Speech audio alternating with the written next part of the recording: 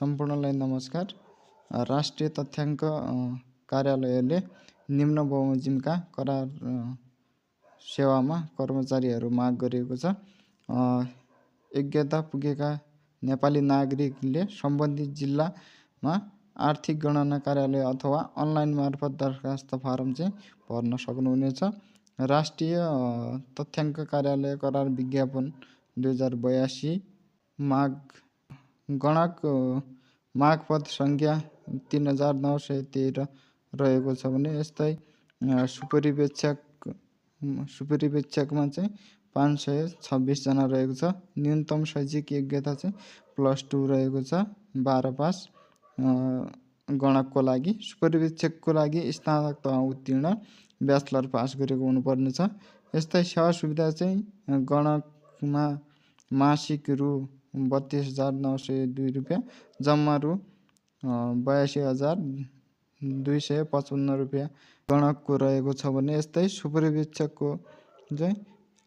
सुपरिवेक्षक मासिक रु 34,730 रुपियाँ रहेको छ भने जम्मा रु 86,825 रुपियाँ रहेको छ। करार अवधि 2.5 महिनाको रहनेछ भने यस्तै सेवा करारमा लिने कार्यालय सम्बन्धित जिल्लाका आर्थिक गणना कार्यालयले चाहिँ लिनेछ। यस्तै छनौट प्रक्रिया चाहिँ सर्ट लिस्ट र अन्तर्वार्ता।